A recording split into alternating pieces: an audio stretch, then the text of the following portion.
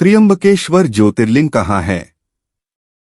त्र्यंबकेश्वर ज्योतिर्लिंग मंदिर महाराष्ट्र राज्य के नासिक जिले में ब्रह्मगिरी पहाड़ियों के निकट त्र्यंबक गांव में अवस्थित है।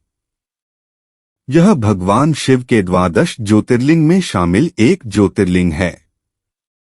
त्र्यंबकेश्वर मंदिर के अंदर एक छोटे से गड्ढे में 3 छोटे शिवलिंग स्थापित हैं।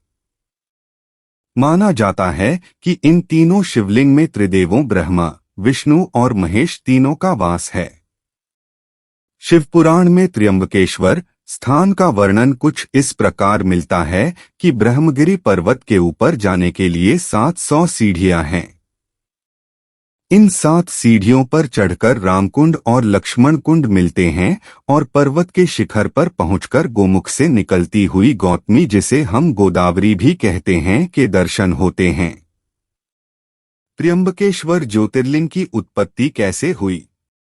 त्र्यंबकेश्वर ज्योतिर्लिंग पौराणिक कथा के अनुसार प्राचीन समय में ब्रह्मगिरी की पहाड़ियों पर एक आश्रम में गौतम ऋषि और उनकी पत्नी अहिल्या रहते और वहीं तपस्या करते थे।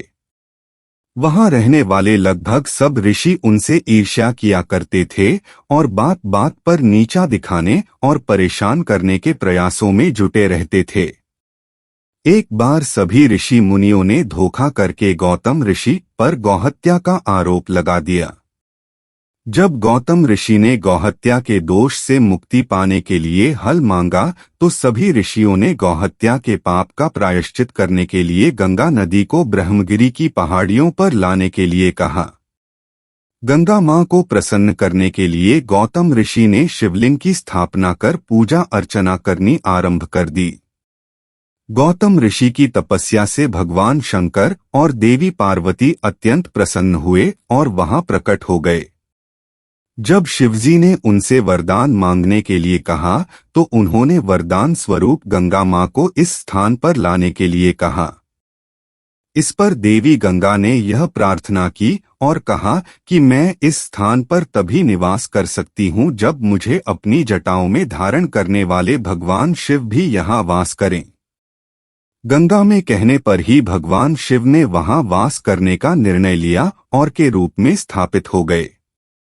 तभी से गंगा नदी वहां गौतमी के रूप में बहती चली आ रही है, जिसे हम गोदावरी के नाम से जानते हैं। त्र्यंबकेश्वर मंदिर का इतिहास। नासिक जिले में स्थित से जुड़े ऐतिहासिक तथ्य कहते हैं कि भगवान शिव को समर्पित इस प्रसिद्ध मंदिर का निर्माण मराठा साम्राज्य के पेशवा नाना साहेब ने एक शर्त पर करवाया था। शर्त यह थी कि यहाँ स्थापित ज्योतिर्लिंग का पत्थर अंदर से खोखला है या फिर नहीं। परंतु पेशवा नाना साहेब अपनी शर्त हार गए। इसके बाद उन्होंने इस मंदिर का निर्माण भव्य तरीके से वर्ष 1755 से 1786 के मध्य में करवाया। उन्होंने यहाँ विराजित भगवान शिव की प्रतिमा को नासक डायमंड से निर्मित करवाया। परंतु दुर्भाग्यवश एंग्लो मराठा युद्ध के दौरान अंग्रेजों ने यहाँ के डायमंड को लूट लिया था।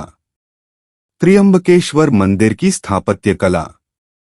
भगवान शिव को समर्पित काले पत्थरों से निर्मित किया गया है, जो इसकी स्थापत्य कला को एक सुंदर रूप प्रदान करता है। मंदिर की दीवारों पर सुंदर नक्काशी बनी हुई है। यह सभी का ध्यान अपनी ओर आकर्षित करती है। मंदिर में चारों तरफ दरवाजे बने हुए हैं, जिनमें से पश्चिम की ओर वाला दरवाजा विशेष तीज त्योहार के मौका पर ही खुलता है। वहीं मंदिर की पूर्व दिशा की ओर एक चौकोर मंडप बना हुआ है।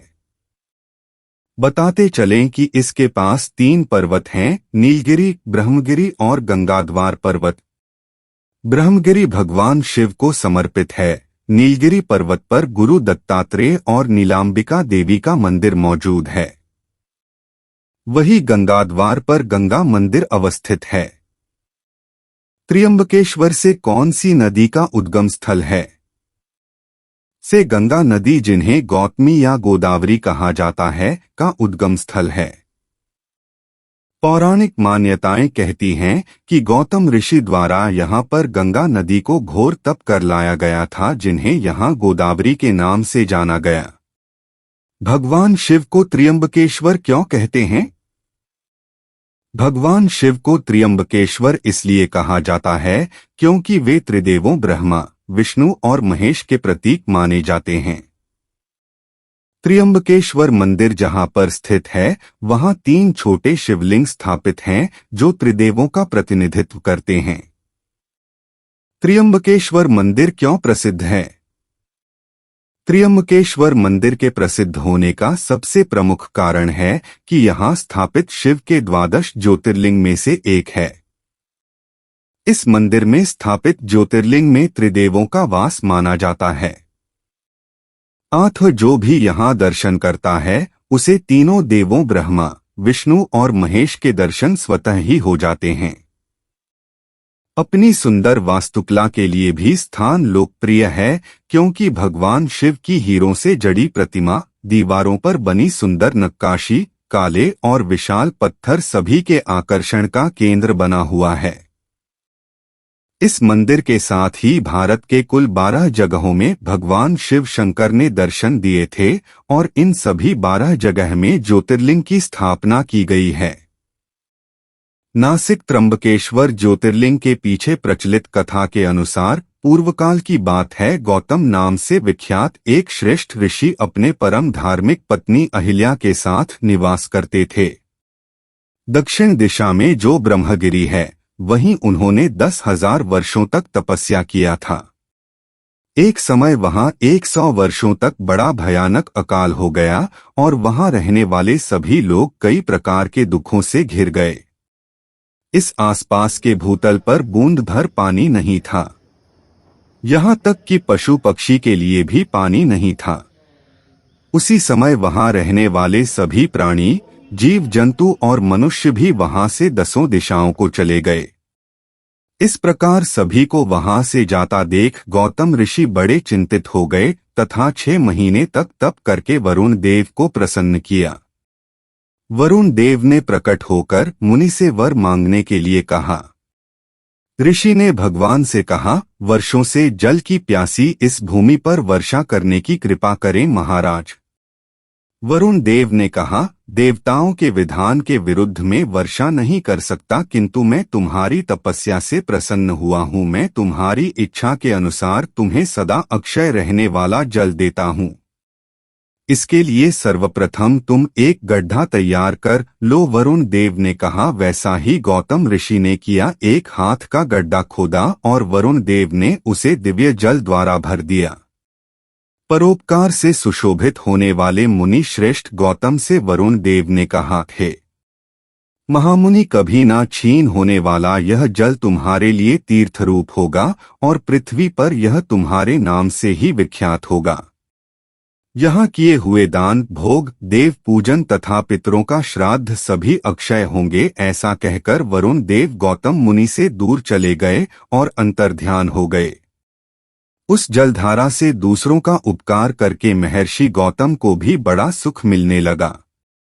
इस बीच गौतम मुनि उस परम दुर्लभ जल को पाकर विधि पूर्वक अपना रोज का काम करने लगे। मुनि ने उस स्थान पर लोगों को खेती करने के लिए कहा और खुद भी खेती करने लगे। इसके पश्चात वहां पर सभी फसलों के उत्पादन होने लगे। यह बात दूर दूर तक पहुंचने लगी और यह सुनकर उस जगह को छोड़कर गए लोग वापस आने लगे। इसके कुछ वर्षों बाद उस गौतम मुनि के खेत में भगवान श्री गणेश ने एक गाय का रूप लिया और गौतम मुनि के खेत में आ गए और खेत में ही चारा चलने लगे। गौतम मुनि को वहां के लोग इस इलाके से बाहर निकालने के लिए गणेश जी से विनती की और गणेश जी को गाय के रूप में गौतम मुनि के खेत में भेजने के पीछे भी उन्हीं लोगों का हाथ था। यह सभी कार्य वहां के ऋषि के द्वारा भगवान श्री गणेश से करवा रहे थे, ताकि गौतम मुनि को इस पूरे इलाके से निकला जा सके और पूरा इलाका में बाकी ऋषियों का अधिकार ही सके। गाय को चारा चरता देख गौतम मुनि ने एक मुट्ठी तिनके के सहारे उस गाय को भगाने के लिए चले गए। तिनके का स्पर्श पाते ही वह गाय नीचे गिर गई और ऋषि के देखते देखते उसी क्षण मर गई। इस घटना को सभी ऋषियों और उनकी पत्नियों ने देखा। गाय के मर जाने के पश्चात सभी ने गौतम ऋषि से कहा, यह तुमने क्या कर दिया, और गौतम भी आश्चर्यचकित हो गए। इसके पश्चात गौतम मुनि ने अपने ऊपर लगे हुए इस गौ हत्या के पाप को हटाने के लिए भगवान शिव की आराधना की और कठिन तप के पश्चात भगवान शिव प्रसन्न हुए और गौतम मुनि को श्राप मुक्त कर दिया। गौतम मुनि के तपस्या से प्रसन्न होकर स्वयं शिव ब्रह्मा और विष्णु के साथ त्र्यंबकेश्वर ज्योतिर्लिंग मंदिर में विराजमान हो गए। इस प्रकार भगवान शिव ब्रह्मा और विष्णु इस त्र्यंबकेश्वर ज्योतिर्लिंग मंदिर में अभी भी देखे जा सकते हैं। श्रद्धालुओं की अपार श्रद्धा है इस मंदिर में। शायद यही एक कारण है कि इस मंदिर में हर महीने हजारों लाखों भक्त भगवान के दर्शन के लिए आते हैं। यह मंदिर वास्तव में अद्भुत है, इसलिए भी खास है। ऐसा माना जाता है कि जब जब बृहस्पति सिंह राशि में स्थित होते हैं तब तक त्र्यंबकेश्वर ज्योतिर्लिंग में स्थित सभी तीर्थ क्षेत्र, पुष्कर, सरोवर, गंगा आदि नदियां तथा श्री विष्णु सहित अनेक देवगण पधारते हैं और वही वास करते हैं। यह सभी जब तक गौतमी के किनारे रहते हैं तब तक अपने स्थान पर उनका कोई फल नहीं होता। इस त्र्यंबकेश्वर ज्योतिर्लिंग को जो कोई सच्चे मन से पूजन, दर्शन, स्तवन एवं वंदन करता है वह समस्त पापों से मुक्त हो जाता है, ऐसा माना जाता है। आप भी एक बार यहां जरूर जाएं। त्र्यंबकेश्वर। त्र्यंबकेश्वर ज्योतिर्लिंग कैसे पहुंचे? हवाई जहाज से। निकटतम हवाई अड्डा छत्रपति शिवाजी अंतर्राष्ट्रीय हवाई अड्डा है। ट्रेन से। निकटतम railway station Igatpuri railway station है। यहां से आप टैक्सी या बस लेकर मंदिर तक पहुंच सकते हैं। रास्ते से। नासिक, महाराष्ट्र में स्थित त्र्यंबकेश्वर बस और टैक्सी जैसे सार्वजनिक परिवहन द्वारा आसानी से पहुंचा जा सकता है।